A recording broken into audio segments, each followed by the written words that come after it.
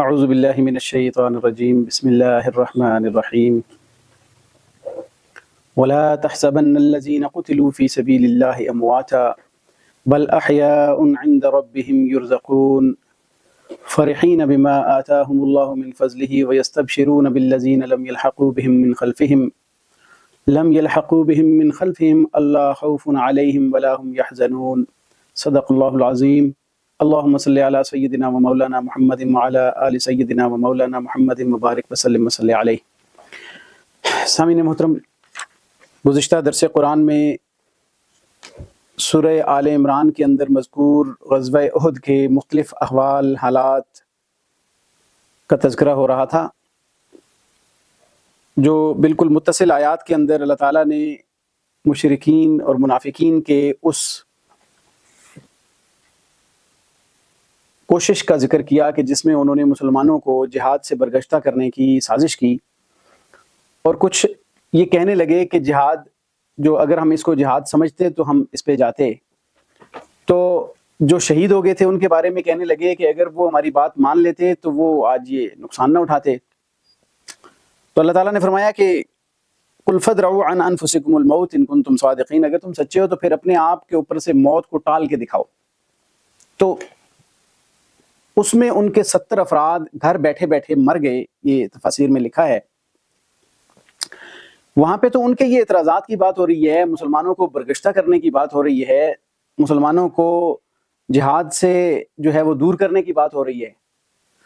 تو ان آیات میں اللہ تعالیٰ شہداء کا مقام اور مرتبہ اور فضیلت بیان فرما رہے ہیں کہ جس شہادت سے تم لوگوں کو متنفر کرنا چاہتے ہو، دور کرنا چاہتے ہو، مسلمانوں کو یہ بتایا جا رہا ہے کہ تمہاری یہ شہادت تو بہت بڑے مقام والی چیز ہے، بڑے رتبے والی چیز ہے اور بڑے اجر والی چیز ہے۔ یہاں پہ ارشاد فرمایا وَلَا تَحْسَبَنَّ الَّذِينَ قُتِلُوا فِي سَبِيلِ اللَّهِ أَمْوَاتًا، تم اللہ کے رستے میں شہید ہونے سے روکتے ہو، تم مسلمانوں کو جہاد میں شامل ہونے سے روکتے ہو۔ میں تو یہ اعلان کرتا ہوں کہ وَلَا تَحْسَبَنَّ الَّذِينَ قُتِلُوا فِي سَبِيلِ اللَّهِ أَمْوَاتًا، یہ جہاد میں جا کے اللہ کے رستے میں شہید ہو جانے والے جو لوگ ہیں ان کو وَلَا تَحْسَبَنَّ، تم گمان بھی نہ کرو، امواتن الذین قتلوا فی سبیل اللہ، امواتن جو اللہ کے رستے میں قتل کر دیے جائیں انہیں مردہ گمان بھی نہ کرو۔ وہ تو ایک عالیشان زندگی کے جو حامل ہو چکے ہیں، بل احیاء، بلکہ وہ زندہ ہیں، عند ربہم، اپنے رب کے ہاں، یرزقون، وہاں انہیں رزق دیا جاتا ہے۔ وہ تو اتنی اعلیٰ زندگی میں چلے جاتے ہیں اور تم انہیں مردہ کہہ رہے ہو کہ وہ اگر ہماری بات مان لیتے تو وہ نہ جاتے، نہ اس میں مرتے۔ تو وہ مردہ نہیں ہیں، وہ زندہ ہیں، اپنے رب کے ہاں ایک اعلیٰ زندگی کے حامل ہیں جسے برزخی زندگی کہا جاتا ہے، اور وہاں پہ انہیں انواع و اقسام کے اللہ کی جناب سے کھانے مل رہے ہیں، وہاں پہ تو ان کی مہمان نوازی ہو رہی ہے۔ اور فرحین بما آتاہم اللہ من فضلہ، وہ وہاں پہ جا کے خوش ہو رہے ہیں، بما آتاہم اللہ، جو اللہ تعالیٰ نے انہیں عطا فرمایا ہے، من فضل ہی، اپنے فضل سے، جو اللہ نے ان کو اپنا فضل عطا فرمایا، ان کی بخشش کر دی، ان کو جنت کی نعمتیں عطا فرمائی، ان کا اتنا اعزاز و اکرام کیا، اس پر وہ فرحین، وہ خوش ہیں۔ وَيَسْتَبْشِرُونَ بِالَّذِينَ لَمْ يَلْحَقُوا بِهِمْ، اور ان لوگوں کے بارے میں بھی بڑے خوش ہیں، بہت خوش ہیں کہ لم يلحقوا بهم، کہ جو ابھی ان کو آ کے نہیں ملے، یعنی ان کے ساتھ جہاد کر رہے تھے وہ لوگ یا عام مسلمان جو ایمان کی حالت میں ہیں، ایمان پر ڈٹے ہوئے ہیں، ان کے بارے میں بھی بڑے خوش ہیں۔ کیا خوش ہیں؟ یعنی ابھی جو ان کو آ کے نہیں ملے، یعنی ابھی وہ دنیا کی زندگی میں ہیں اور برزخ کی زندگی تک نہیں پہنچے، اللہ خوف علیہم ولا هم یحزنون، کہ ان پر کوئی خوف نہیں ہوگا اور کوئی غم نہیں ہوگا، یہ ان کا انجام ہوگا۔ یہاں پہ اس بات پر وہ بڑے خوش ہیں کہ نہ صرف ہم نے یہ مقام اور مرتبہ پا لیا ہے، بلکہ وہ لوگ جو ہمارے پیچھے ہیں ابھی تک، ابھی ہمارے ساتھ آ کے نہیں ملے، وہ بھی جب آئیں گے تو ان کو نہ تو اپنی پچھلی زندگی کے ضائع ہونے کا غم ہوگا اور نہ ہی انہیں جہنم کے عذاب کا اور اللہ کی ناراضگی کا خوف ہوگا، ان کو اللہ تعالیٰ کی طرف سے کامیاب کر دیا جائے گا۔ یہ تو اپنے بارے میں ہے۔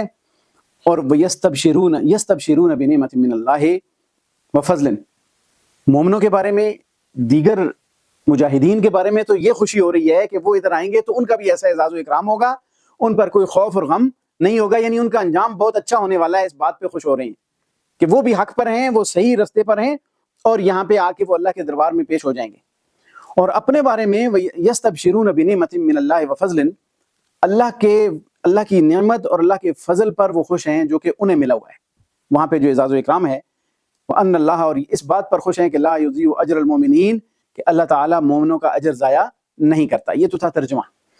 اب اس کی تھوڑی سی تفصیل جو ہے وہ ملاحظہ کیجئے. اللہ تعالیٰ نے انسان کو جو زندگی دی ہے وہ مختلف جہان، مختلف مراحل کی زندگیاں دی ہیں. مثلا ایک زندگی انسان کی وہ تھی جو عالم ارواح کے اندر ہے. اس زندگی اور اس جہان کے احکام الگ ہیں. عالم ارواح میں ہم نے اپنے رب سے وعدہ کیا تھا. اللہ نے جب پوچھا تھا الست بربکم، تو ہم نے کہا تھا قالوا بلا، جس کو عہد الست کہا جاتا ہے، کہ جو اللہ نے تمام دنیا کی روحوں سے لیا تھا. سب نے وہاں تو اقرار کیا تھا کہ اللہ تو ہی ہمارا رب ہے. پھر عالم بطن آتا ہے کہ جب انسان ماں کے پیٹ میں آ کے 9 مہینے تک ایک زندگی گزارتا ہے. وہ عالم بطن ہے، پیٹ کا جہان ہے، زندگی ہے وہاں پہ، لیکن اس کا سینیریو کچھ اور ہے، اس کے حالات کچھ اور ہیں، اس کے لوازمات کچھ اور ہیں. وہاں پہ بھی زندگی ہے، وہاں پہ بھی انسان کا اتنا وقت گزرا، لیکن وہ اس زندگی کا الگ سے شعور ہے، اس کا آج ہمیں شعور نہیں ہے. ہمیں کیا پتا کہ ماں کے پیٹ کے اندر 9 مہینے گزرے ہیں تو وہ ہماری کیفیات کیا تھیں، ہمیں کیسے خوراک مل رہی تھی، کیسے سانس مل رہی تھی. زندگی تھی وہ. بات سمجھ رہے ہیں نا؟ پھر انسان آ جاتا ہے عالم دنیا کے اندر. عالم دنیا میں بھی اس کو ایک زندگی ملتی ہے، وہ بچپن سے لے کے بڑھاپے تک اس کو زندگی ملتی ہے. اور اس زندگی کو اللہ تعالیٰ نے حواس خمسہ کے ساتھ جوڑ دیا ہے. حواس خمسہ سے ہم دیکھتے ہیں، جانتے ہیں، سونگھتے ہیں، چکھتے ہیں، چھو لیتے ہیں، یہ ساری چیزیں ہیں. پھر اس کے ساتھ انسان کو عقل اور شعور دیا گیا. اس زندگی کے لوازمات کچھ اور بنا دیے گئے. یہاں ہم یہی چیزیں اس دنیا میں پیدا شدہ کھاتے ہیں تو زندہ رہتے ہیں، ہمارا خون دوڑتا ہے رگوں میں تو زندہ رہتے ہیں. یہ یہاں کے لوازمات خون ہے، یہاں کے لوازمات حواس خمسہ ہیں، یہاں کے لوازمات ہمارا عقل و شعور ہے. یہ زندگی ہے جس کا ہمیں پتہ چل رہا ہے کہ ہم ان چیزوں کے ساتھ ہماری گزر بسر ہو رہی ہے. جب اس دنیا کے بعد اس زندگی میں ہم اپنا وقت پورا کر لیتے ہیں، ایک جہان اور آتا ہے آگے جس کو عالم برزخ کہتے ہیں. یہ عالم دنیا تھا، پھر عالم برزخ آ جاتا ہے. عالم برزخ کے جہان کے احکام کچھ اور ہیں، لوازمات کچھ اور ہیں. وہ عالم غیب کا معاملہ ہے. ہمیں اس کے بارے میں اتنا ہی پتہ ہے جتنا رسول اللہ صلی اللہ علیہ وسلم نے بتا دیا، جتنا قرآن مجید نے ہمیں بتا دیا. یہ عالم غیب کا معاملہ ہے کہ مرنے کے بعد کی زندگی کیسی ہے. اس پہ نہ تو کسی عالم کی قیاس آرائی چل سکتی ہے، نہ اپنی رائے سے کوئی اس کی کیفیت کا تعین کر سکتا ہے، کیونکہ یہ عالم غیب کے امر ہے. اور عالم غیب کے جو معاملات ہیں ان میں ہم قرآن و سنت کی دی ہوئی تعلیمات اور حدود تک محدود رہتے ہیں. جو چیزیں قرآن بتا دے گا، جو احادیث مبارکہ میں آ گئیں، ہم اس تک بند رہیں گے. ہمیں اتنا پتہ ہے، اس کے اوپر قیاس آرائی کرنے میں صرف وقت ضائع ہوگا، صرف لڑائی جھگڑے بڑھیں گے. کیونکہ متشابہات کے بارے میں، جو غیب کے امور ہیں ان کے بارے میں اتنا ہی ہم رائے دے سکتے ہیں جتنی ہمیں قرآن و حدیث سے پتہ چل رہا ہے. اپنی قیاس آرائی سے ہم اس کی کیفیات کا تعین نہیں کر سکتے. وہ عالم برزخ ہے جو مرنے کے بعد قیامت والے دن دوبارہ زندہ ہونے تک کا جہان ہے. یہ ایک الگ جہان ہے. قرآن مجید میں آتا ہے جب انسان مر جاتا ہے وَمِن وَرَائِهِمْ بَرْزَخٌ إِلَىٰ يَوْمِ يُبْعَثُونَ، اس کے بعد دوبارہ زندہ ہو کے اٹھنے تک کہ دورانیہ برزخ ہے، پردہ ہے. وہ کیا ہے؟ پردہ ہے. ہمیں اس کی براہ راست مشاہدہ نہیں ہے، پردہ ہے. اس میں قبر کے حالات بھی شامل ہیں، اس میں اللہ تعالیٰ کی نعمتوں کے حالات بھی شامل ہیں. وہ سارا ہم سے پردہ ہے، ہمیں ان کے حالات کا علم نہیں ہوتا. اور دوبارہ زندہ کر کے اٹھانا اسی بدن کے ساتھ، یہ بھی ایک دفعہ دوبارہ ہونا ہے. اور وہ کب ہونا ہے؟ سورۃ المومنون میں اللہ تعالیٰ نے ارشاد فرمایا کہ ثم انکم بعد ذلک لمیتون فتبارک اللہ احسن الخالقین. انسان کی پیدائش کے مختلف مراحل، ماں کے پیٹ میں جو اس کے مختلف مراحل ہیں ان کا تذکرہ ہونے کے بعد فرمایا کہ اس کے بعد اللہ تعالیٰ اس کو پیدا کر دیتا ہے. فتبارک اللہ احسن الخالقین. کتنا برکات دہندہ ہے وہ ذات جو بہترین پیدا کرنے والی، سب سے بہترین پیدا کرنے والی ہے. اس کے بعد ایک دنیا کی زندگی کا وقت گزرتا ہے تو انسان پہ موت آ جاتی ہے. قرآن کہتا ہے ثم انکم بعد ذلک لمیتون.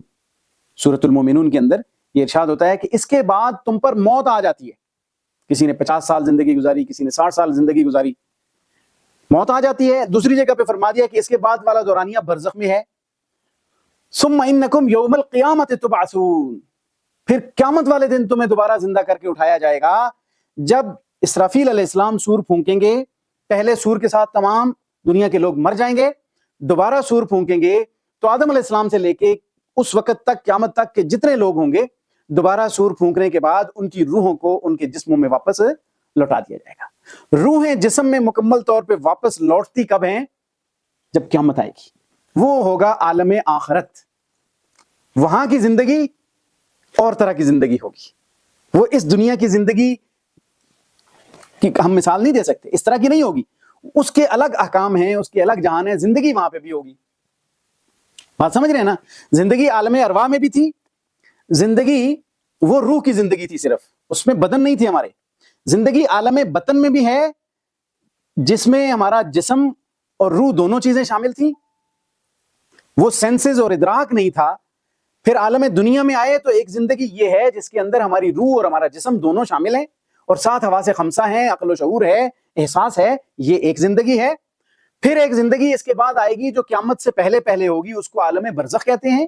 اس کے احکام الگ ہیں، ہم اس کا یہاں سے بیٹھ کے تعین نہیں کر سکتے. قرآن نے کہا ہے وَلَٰكِن لَا تَشْعُرُونَ، وہ شہداء وہاں پہ زندہ ہیں لیکن تمہیں ان کی زندگی کا شعور نہیں ہے. جب شعور نہیں ہے اٹ مینز کہ ہم اس کے بارے میں کیا سارائیاں بھی نہیں کر سکتے. پھر آخرت میں دوبارہ جب روحیں بدنوں میں ڈالی جائیں گی تو ایک زندگی وہ ہوگی جس کو عالم آخرت کہا جاتا ہے. اب یہ سیکوینس اگر سمجھ آ جائے تو اسلام کا زندہ کرنے اور مارنے کا پورا فلسفہ بڑی آسانی سے ہمیں سمجھ آ جاتا ہے. پھر ہمیں یہ دنیا کے مختلف مذاہب جو اس گمن گہری میں پڑے ہوئے ہیں نا، کوئی 7 جنم کہیں گے تو کوئی جونی چکر کہیں گے، کوئی آواگون کا تصور بتائے گے بدھ مت والے، تو کوئی کس طرح کا تصور بنائیں گے. ان تخیلات اور ان قیاس آرائیوں سے اسلام نے انسان کی جان چھڑا دی ہے. بڑا واضح سا اللہ تعالیٰ نے انسان کو ایک پورا اول سے آخر تک کے سفر کے مختلف مراحل کا قرآن اور حدیث میں ہمیں پتہ چل گیا ہے. یہ جو شہداء کی حیات کی بات آ رہی ہے، یہ بھی اس عالم برزخ کے حوالے سے ہے. یعنی دیکھیں اللہ فرما رہا ہے کہ وہ زندہ ہیں، تم انہیں مردہ گمان بھی نہ کرو. تو ہمارے ذہنوں میں یہ سوال پیدا ہوتا ہے کہ ہمارے سامنے وہ شہید ہو جاتا ہے، اس کے ٹکڑے ٹکڑے ہو جاتے ہیں، جلا دیا جاتا ہے، سمندروں میں چلا جاتا ہے. اللہ کہہ رہا ہے کہ جی انہیں مردہ نہ کہو. سورہ بقرہ میں فرمایا تھا وَلَا تَقُولُوا لِمَن يُقْتَلُ فِي سَبِيلِ اللَّهِ أَمْوَاتٌ، مردہ کہو ہی نہ انہیں. یہاں پہ فرمایا وَلَا تَحْسَبَنَّ الَّذِينَ قُتِلُوا فِي سَبِيلِ اللَّهِ أَمْوَاتًا، جو اللہ کے راستے میں شہید ہو جائیں انہیں مردہ گمان بھی نہ کرو. تو مطلب کیا ہے؟ سوال پیدا ہو رہا ہے نا. بندہ شہید ہو گیا ہے، اس کی بیوی بیوہ ہو گئی، آگے نکاح کر سکتی ہے، اس کی وراثت تقسیم ہو رہی ہے، جنازہ پڑا ہے، دفن کیا ہے قبر میں. اللہ کہہ رہے ہیں کہ وہ زندہ ہیں. تو ہمارے ذہنوں میں بھی سوال پیدا ہو رہا ہے، صحابہ کرام کے ذہنوں میں بھی سوال پیدا ہوا تھا. حضرت عبداللہ بن مسعود رضی اللہ تعالیٰ عنہ کی روایت مسلم کے اندر ہے، مسند احمد کے اندر اس کی تفصیل موجود ہے، دیگر احادیث کی کتب میں تفسیر طبری میں اس کے اوپر روایات موجود ہیں کہ حضرت عبداللہ بن مسعود رضی اللہ تعالیٰ عنہ سے سوال پوچھا گیا اس بارے میں. حضرت عبداللہ بن مسعود رضی اللہ عنہ فرماتے ہیں کہ ہم نے بھی رسول اللہ صلی اللہ علیہ وسلم سے اس کے بارے میں پوچھا تھا، یا رسول اللہ وہ ہمارے سامنے شہید ہو گئے. تو اللہ فرما رہا ہے وَلَا تَحْسَبَنَّ الَّذِينَ قُتِلُوا فِي سَبِيلِ اللَّهِ أَمْوَاتًا. تو اس کی وضاحت فرمائیے، اس کیفیت کو واضح فرما دیجیے. تو اس وقت نبی کریم صلی اللہ علیہ وسلم نے یہ ارشاد فرمایا تھا جس کا اشارہ یہاں پہ بھی ہے، بل احیاء عند ربہم یرزقون، بلکہ وہ زندہ ہیں. کہاں پہ زندہ ہیں؟ عند ربہم، اپنے رب کے ہاں. یرزقون، انہیں رزق دیا جاتا ہے. یہاں پہ بھی بات اشارہ ہو رہا ہے کہ اللہ کے ہاں زندہ ہیں، وہ اس دنیا کے اندر زندہ نہیں ہے. اور رسول اللہ صلی اللہ علیہ وسلم نے اس کی جو تفصیل بیان فرمایا کہ جب عبداللہ بن مسعود رضی اللہ تعالیٰ عنہ کو ارشاد فرمایا کہ ان کی جو روحیں ہیں نا، اللہ تعالیٰ نے ان کو سبز پرندوں کے قالبوں میں رکھا ہوا ہوتا ہے، اور اللہ کے عرش کے نیچے قندیلیں لٹک رہی ہیں. وہ اللہ کے عرش کے نیچے جو قندیلیں لٹک رہی ہیں وہاں پہ رہائش پذیر ہوتے ہیں، بسیرا کرتے ہیں. اور اللہ تعالیٰ نے انہیں کھلی چھوٹ دی ہوتی ہے کہ جنت کے اندر جہاں چاہیں کھائیں، کھلا کھائیں پئیں، وہ جنت کی نعمتیں کھائیں. یرزقون، انہیں رزق دیا جاتا ہے. قرآن کی آیت میں آیا یرزقون. اس یرزقون کی کیفیت کو رسول اللہ صلی اللہ علیہ وسلم نے بیان فرمایا کہ جنت کی نعمتیں انہیں وافر طور پہ ملتی ہیں، وہاں پہ وہ جنت کی نعمتیں کھاتے پیتے ہیں، عیش کرتے ہیں. اب روایت میں آتا ہے کہ رسول اللہ صلی اللہ علیہ وسلم فرماتے ہیں کہ اللہ تعالیٰ ان فرشتوں ان شہیدوں کی روحوں پر جھانک کر ان سے پوچھتا ہے، اللہ اے شہیدوں کی روحوں تمہیں کچھ اور بھی چاہیے؟ شہیدوں کی روحیں کہتی ہیں یا اللہ تیرا دیا ہوا سب کچھ ہے، کسی چیز کی کمی نہیں، ہم کھاتے ہیں پیتے ہیں اپنی مرضی سے اور آرام کرتے ہیں۔ تو پھر اللہ نے پوچھا کہ اے شہیدوں کی روحیں تمہیں کچھ اور چاہیے؟ شہیدوں کی روحیں پھر یہی جواب دیں گی۔ جب شہیدوں کی روحیں یہ سمجھیں گی کہ اللہ تعالیٰ نے پوچھے بغیر نہیں چھوڑنا، تو وہ کہتے ہیں یا اللہ سب کچھ ہے تیرا اس جنت میں، ہمیں ہماری ایک خواہش ہے وہ پوری کر دے۔ اللہ تعالیٰ جاننے کے باوجود پوچھتا ہے کیا ہے تمہاری خواہش؟ تو وہ اصل میں تو جہاد کی فضیلت اور اس کی چاشنی اور اس کی لذت اور اس کی کشش اس کو واضح کیا جا رہا ہے۔ وہ کہتے ہیں یا اللہ ہماری یہ خواہش ہے کہ ہماری روحوں کو ہمارے جسموں میں واپس لوٹا دے اور ہم تیرے رستے میں جہاد کر کے دوبارہ شہادت والی اس لذت کو حاصل کریں۔ تو جب یہ جواب دیں گے تو اللہ تعالیٰ فرمائیں گے کہ اس کا مطلب ہے کہ تمہیں کسی چیز کی ضرورت نہیں ہے۔ یہ اس حدیث کا پورا میں مفہوم بیان کر رہا ہوں، تمہیں کسی چیز کی ضرورت نہیں ہے، لہٰذا اس جنت میں کھاؤ پیو۔ یہ اللہ کے قانون کے خلاف ہے کہ روحیں جسم میں قیامت سے پہلے واپس نہیں جاتی۔ تو یہ ان کو وہاں پہ جو مثالی جسم ملتے ہیں، سبز پرندوں کے قالبوں میں اللہ تعالیٰ جنت میں وہاں پہ ٹھہراتا ہے، تو مثالی جسم ہوئے۔ یہ عنصری جسم جو ہے، جو بدن اور روح کا ایک ملاپ ہے، یہ ختم ہو گئے۔ یہاں پہ شہید کا جسم سلامت رہے، اس کو اللہ تعالیٰ مسلمانوں کی جو ان کی ترغیب کے لیے اس کے شہید کے جسم کو تر و تازہ رکھے، یا اس کو مچھلیاں کھا جائیں، یا اس کو کفار نے جلا دیا ہو، اس سے شہید کے مقام اور مرتبے میں کوئی فرق نہیں پڑ سکتا۔ اور نہ ہی وہ یہ بات اس سے کلیئر ہوگی کہ نہ ہی وہ دنیا کی زندگی ہوتی ہے، دنیا کی زندگی سے وہ اگلے جہان میں جا چکا ہے، اس کا جنازہ پڑھ دیا گیا، اس پر اللہم اغفر لحینا ومیتنا یہ دعائیں پڑھ دی گئیں، اس کی بیوی نے عدت گزار کے آگے شادی کر لی، اس کی وراثت تقسیم ہو گئی، تمام میت والے احکام اس پہ لگ گئے قانوناً، کوئی ریسٹرکشن نہیں ہے۔ چند اعزازات اور اکرامات ہیں جو کہ شہداء کے لیے ان کی وفات پانے کے بعد، ان کی شہادت کے بعد ان کو دیے جاتے ہیں۔ مثلا شہید جس کپڑوں میں شہید ہوتا ہے اس کے لیے حکم ہے کہ اسی میں دفنا دو، اس کو علیحدہ نہلانے دھلانے اور کفن کی ضرورت نہیں ہے، اس کو فرشتے غسل دیں گے اور جنت کے اندر جا کے وہ جنت کے لباس پہنیں گے۔ یہ اس کا اعزاز ہے کہ اس کو اس طرح دفنا دو شہید کے اعزاز اور اکرام کے لیے۔ باقی شہید کو زندہ کہا جائے گا، لیکن یہ زندگی برزخ کی زندگی ہے، اس میں ہم کیا سرائیاں نہیں کر سکتے بلا وجہ یہاں پہ کیا سرائیاں کر کے کہ شہید ادھر ہی زندہ ہوتے ہیں جی۔ اور ہم اسی لیے اب یہ غلط کانسیپٹ جب زندہ ماننے کا رکھ لیا، اس کے بعد جا کے ان سے حاجتیں طلب کرنا شروع کر دی کہ شہید چونکہ زندہ ہیں، جا کے شہیدوں سے جی حاجتیں طلب کرو، جی زندہ ہیں تو ان سے حاجتیں طلب کرو۔ اللہ کا شریک بنا دیا جاتا ہے شہداء کو۔ اللہ نے انبیاء کو بھی اپنا شریک ٹھہرانے سے منع کیا، لوگوں نے شہداء کو ان کی فضیلت کے پیش نظر اللہ کا شریک ٹھہرا کے ان سے جا کے حاجتیں طلب کرنا شروع کر دی۔ تو یہ کلیئر کر دیا اللہ تعالیٰ نے کہ وہ زندگی کہاں کی ہے، بل احیاء عند ربہم یرزقون، بلکہ وہ زندہ ہیں، کہاں پہ زندہ ہیں؟ اپنے رب کے ہاں، عند ربہم، اپنے رب کے ہاں، یرزقون، انہیں رزق دیا جاتا ہے وہاں پہ۔ کئی تفاسیر کے اندر یہ تفصیل پوری موجود ہے، اس میں وہ حدیثیں نقل کی گئی ہیں جن میں رسول اللہ صلی اللہ علیہ وسلم نے جنت کے اندر ان کی زندگی کی کیفیت کو واضح کیا ہے۔ اب ہماری طرف سے کوئی کیا سرائی، کوئی خطیب کرتا ہے، کوئی عالم کرتا ہے، کوئی مفسر کرتا ہے، یہ اس کی اپنی کیا سرائی، یہ اسلام میں قابل قبول نہیں ہے۔ غیب کے امور کے اندر اس سے جھگڑے ہی بڑھیں گے۔ جب ایک گمان کے اوپر ایک پورا بیانیہ ترتیب دیا جائے گا تو گمان تو ایک بندے کا ایک جیسا ہوگا، دوسرا کسی اور طرح کا ہوگا۔ یہ نصوص قطعیہ کی ضرورت ہوتی ہے۔ جب قرآن مجید کے اندر ایک بات آ گئی، حدیث کے اندر آ گئی، ہم اس کی کیفیت کو اسی حد تک رکھنے کے پابند ہیں۔ تو یہ شہادت کے بعد کی زندگی بیان کی اللہ تعالیٰ نے ان لوگوں کے سامنے جنہوں نے کہا تھا کہ یہ گئے تو اگر ہماری بات مان لیتے تو نہ مرتے۔ اللہ نے فرمایا وہ بظاہر تو یہاں سے چلے گئے ہیں، لیکن یہ ایسی زندگی ہے جس شہادت کی تمنا ہر مومن کو کرنی چاہیے، ہر انسان کی یہ خواہش ہونی چاہیے۔ تم انہیں روک رہے ہو کہ وہ جہاد کے اندر نہ جائیں اور وہاں پہ بیٹھ جاتے تو وہ یہ نقصان نہ اٹھاتے۔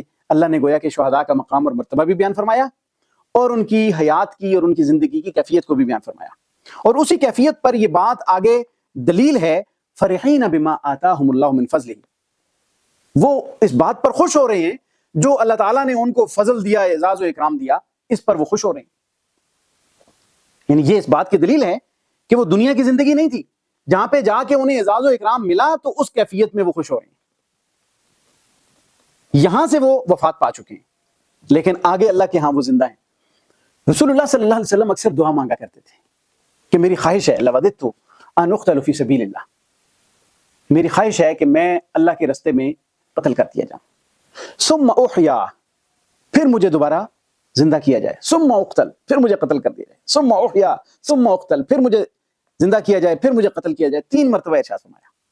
یعنی زندہ کرنے سے مراد دنیا کے اندر مجھے واپس بھیج دیا جائے، روح اور جسم کو اکٹھا کر دیا جائے اور مجھے دوبارہ زندگی عطا کر دی جائے، پھر میں شہید ہو جاؤں۔ چنانچہ اس حدیث سے یہ واضح ہوتا ہے کہ رسول اللہ صلی اللہ علیہ وسلم کے نزدیک بھی وہ جو شہادت ہے وہ برزخی زندگی ہے، وہ دنیاوی زندگی نہیں ہے، ورنہ یہ کہنے کی ضرورت نہیں تھی نا کہ مجھے دوبارہ زندہ کیا جائے، مجھے شہید کیا جائے، قتل کر دیا جائے، پھر مجھے زندہ کیا جائے۔ تو یہ تمنا ہے شہادت کی جو کہ رسول اللہ صلی اللہ علیہ وسلم نے کی، کیونکہ شہادت سے بڑھ کر کوئی اعزاز ہے کوئی نہیں۔